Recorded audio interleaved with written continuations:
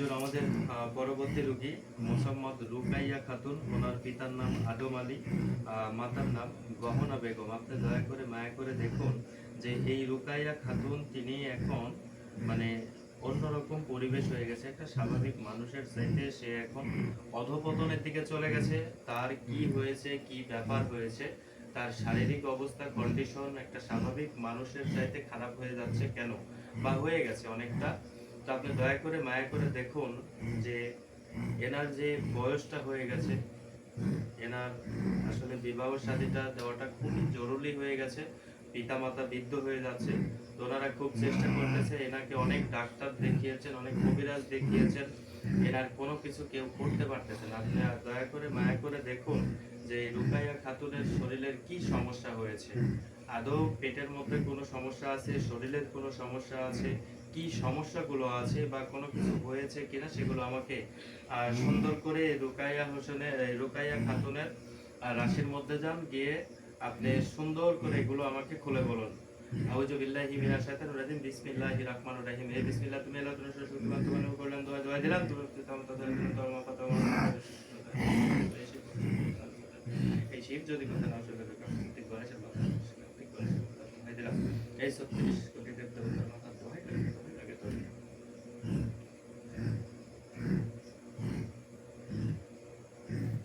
এই রুকাইয়া পূর্ব পশ্চিম উত্তর দক্ষিণ চার কোণে যেথায় আছে এই রুকাইয়া খাতুন, এই রুকাইয়া খাতুন, রুকাইয়া খাতুন, এই রুকাইয়া খাতুনের রাশিটা ধর, রাশিটা ধর, রাশিটা ধর, রাশিটা ধর।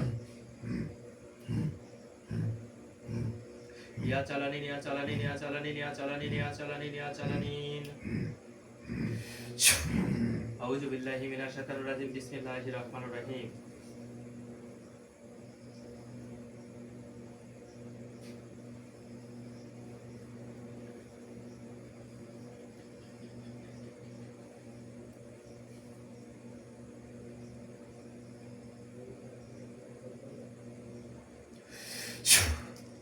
আউযু বিল্লাহি মিনাশ শাইতানির রাজিম, বিসমিল্লাহির রহমানির রহিম। বিসমিল্লাহ, তুমি আল্লাহ তুমি সর্বশক্তিমান, তোমার নামে করলাম দোহাই দিলাম, তোমার পিতামাতা দোহাই দিলাম, তোমার মা ফাতেমা হযরত আলী দোহাই দিলাম।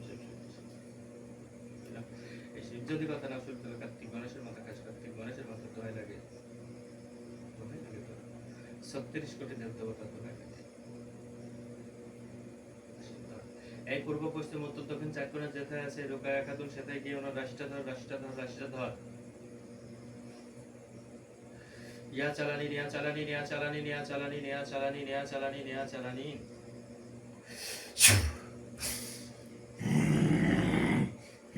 এই রুকাইয়া খাতুন কোথায় আছে, কি অবস্থাতে আছে, ওনার রাশিটা ধরুন, ওনার রাশিটা ধরুন। হ্যাঁ, আমি দেখতে পাচ্ছি উনি পাগল হয়ে গেছেন। উনি পাগল হয়ে গেছেন। আচ্ছা, এটা কি ওনার কোনো মানসিক সমস্যা, ওনার ব্রেনের কোনো মানসিক সমস্যা হয়েছে? না, ওনার কোনো একটি স্ট্রোক হয়েছে? তাও না। তাহলে ওনার কি সমস্যা হয়েছে? হ্যাঁ, ওনার একটি মামাতো ভাই আছে, ওনার সঙ্গে ভালোবাসা করতো। ওনার মামাতো ভাইয়ের সঙ্গে ভালোবাসা করতো। হ্যাঁ, আচ্ছা, তারপরে?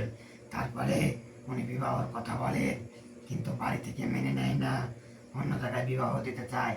সেই জন্য উনি একটি গাছ খাইয়ে দেন, দিয়ে পাগল বানিয়ে ফেলেন। এই এই ওনার মামাতো ভাই এই রুকাইয়াকে গাছ খাইয়েছে? হ্যাঁ। আচ্ছা আচ্ছা আচ্ছা। এটার এটার কারণটা হলো উনি প্রেম করত, এই প্রেমের কথা বাড়িতে জানাজানি করে, কেউ না মানার কারণে সে যেন আর কারো কাছে ঘর সংসার করতে না পারে, এই জন্য তাকে গাছ খাইয়ে দিয়ে পাগল করে দিয়েছে। হ্যাঁ, আল্লাহু আকবার, আল্লাহু আকবার, আল্লাহু আকবার। কি ভয়ঙ্কর অবস্থা দেখুন যে আসলে ভালোবাসাটা অনেক তীক্ষ্ণ ছিল, বা তার যে চাওয়া ছিল, মামাতো ভাইয়ের যে চাওয়া ছিল, সে চাওয়াটা সম্ভবত অন্তর থেকে ছিল, যে কারণে এগুলো করেছে। তবে এখন যে পর্যায়টা চলে গেছে, সেই পর্যায়টা আসলে খুবই হার্ড।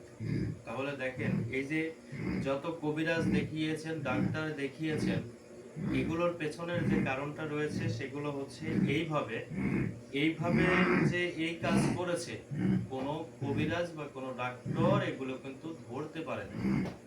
যদি ধরতে পারতো তাহলে কাজ করতে পারতো, আর যদিও বা কেউ ধরেছে তাহলে কিন্তু সেই পেটের গাছগুলো বের করতে পারে না। এই কারণে কিন্তু সে যেমন ছিল দিন দিন অবনতির দিকে যাচ্ছে, কারণ সেগুলো নষ্ট করতে পারে না। তাহলে এমন অবস্থা ওনার হয়ে গেছে। তবে আমি এই যে গহনা বেগম, আমি আপনাকে বলতেছি, আপনি দয়া করে মায়া করে এই রুকাইয়া খাতুনকে যে অবস্থানটা করতে হবে সেটা হচ্ছে যে খুবই শীঘ্রই এনার অবস্থানগুলো আমি জেনে নিচ্ছি, তবে নষ্ট করাটা খুবই জরুরি, নইলে যে অবস্থা করে রেখেছে সেগুলো দিন দিন অবনতি হয়ে যাবে এবং সে আসলে একদম যে একটা পাগল, যে একটা পাগল রূপী একটা মানুষ আছে, সে পাগলের দিকে সে চলে যাবে এবং অনেকটা চলেও গেছে। হুজুর, আপনি দয়া করে মায়া করে দেখুন যে এই রুকাইয়া তিনি তো আসলে ছোট মানুষ, তো তার আত্মবিশ্বাসের যে ভালোবাসা ছিল, আত্মবিশ্বাসে হয়তো তিনি কোনো কিছু খাবারের মধ্যে এগুলো খাইয়েছেন, তিনি তো বুঝতে পারেন নাই। তো দেখেন তো এগুলো পেটের মধ্যে কতটুকু আছে, তার পেটের মধ্যে আর কতটুকু আছে। হ্যাঁ, আমি দেখতে পাচ্ছি অনেকগুলোই আছে। অনেকগুলোই আছে। হ্যাঁ, আচ্ছা, এই অনেকগুলো কি আপনি এইগুলো কি আসলে ওনার পেট থেকে বের করার কোনো সলিউশন, কোনো বুদ্ধি আছে? হ্যাঁ, আছে। এটা কিভাবে বের করতে হবে? এটা কি আপনি বের করে দিতে পারবেন? না, এটা এটা কি জিন নষ্ট দ্বারা বের হবে? করতে হবে। এটা জিন দ্বারা বের করতে হবে। হ্যাঁ, তাহলে ওদের অন্য মাধ্যমে একটা খাইয়ে জিন দিতে লাগবে। হবে। অন্য একটা জিন লাগবে। হ্যাঁ, হুম, আচ্ছা, আমি যদি কোনো কালাম এইখানে পড়ে যদি ওইগুলো নষ্ট করার চেষ্টা করি তাহলে কি সম্ভব? না, দেখেন এমন অবস্থা করে রাখছে যে কোনো কালাম ওইখানে কুলাচ্ছে না। তাহলে কি করতে পারে? এখন এখানে যে অবস্থানটা রয়েছে হুজুর, এগুলো একটা জিন দ্বারা নষ্ট করতে পারবে? এগুলো কি ওই জিন চালানি করতে হবে ওনার শরীরে, ওনার পেটের মধ্যে, নাকি ওই খাবার, যে কোনো খাবার জিন দ্বারা খাওয়াইতে হবে? এগুলো এটা ওনার পেটে ওনার শরীরে জিন চালানি করতে হবে। জিন চালানি করে কি করতে হবে? জিনকে দিয়ে খাইয়ে দিতে হবে। জিনকে দিয়ে খাইয়ে দিতে হবে। হ্যাঁ, আচ্ছা, এই জিনকে খাইয়ে দিলে সে ভালো হয়ে যাবে? হ্যাঁ, আচ্ছা, এখানে কি খাবার দিতে হবে? নে পায়েস দিতে হবে। পায়াস সেটি ভোগ আকারে হতে হবে। ভোগ আকার হইতে হবে। হ্যাঁ, আচ্ছা, এখানে একটি পায়াস লাগবে, একটি মাত্র একটা প্লেটের মধ্যে পায়াস লাগবে, যে পায়াসটা ওনার সাথে আরো 6 পদের খাবার লাগবে, সেটাও ভোগ আকারে হতে হবে। মানে এই পায়াস লাগবে ভোগ আকার, এরপরে আবার আরো 6টি ভোগ লাগবে, তাহলে 7 পদের ভোগ আকার ওনাকে খাদ্যদ্রব্য দিতে হবে সম্মুখে। হ্যাঁ, এটা কি এখানে করতে হবে নাকি ওইখানে করতে হবে? ওইখানে আসন দিতে হবে এখানে।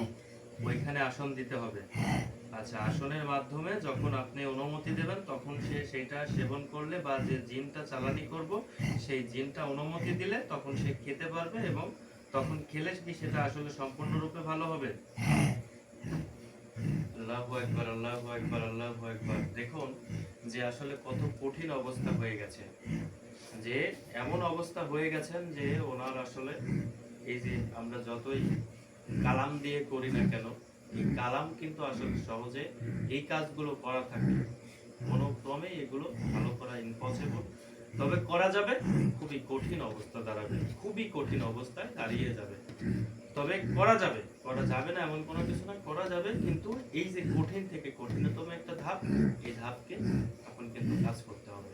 আর সহজ যে পদ্ধতিগুলো সেগুলো ছিল একটা বান মারলে এখান থেকে এখন নষ্ট করা যেত, বা যে কোনো প্রক্রিয়া সেবন এখানে পেশ করা যেত। কিন্তু ওনার যে অবস্থানটা হয়েছে ওইখানে 7 পদের ভোগ আকারে দিতে হবে, এবং 7 পদেরই মানে খাবার দ্রব্য লাগবে। এটা বলছে যে খাবার, তবে পায়াস অবশ্যই অবধারিত। তবে ভোগের যেগুলো সামগ্রী লাগে অবশ্যই সেখানে সংগ্রহ করা হবে, এবং সেখানে আসন দেওয়া হবে। আসন দিয়ে ইনশাআল্লাহ হুজুরকে আবার স্মরণ করব, স্মরণ করলে আমরা যে ব্যবস্থা বিধি আছে সেই ব্যবস্থা বিধি কমপ্লিট করলে এখান থেকে কাজ করা যাবে ইনশাআল্লাহ।